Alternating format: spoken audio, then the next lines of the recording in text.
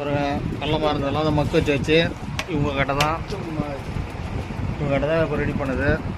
சுற்றுவாங்க இந்த ரிங்கு பஞ்சு இடத்துலலாம் மக்க வச்சு கட் பண்ணி வச்சு இப்போ பாலிஷ் போட்டு காமிக்கிறோம் உங்களுக்கு.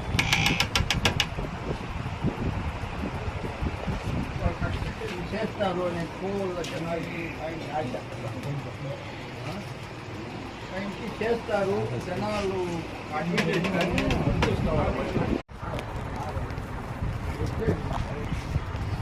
அவர் பெங்களூர்லேருந்து ஹரிபிரசாத் அவர் கட்ட பாருங்கள்.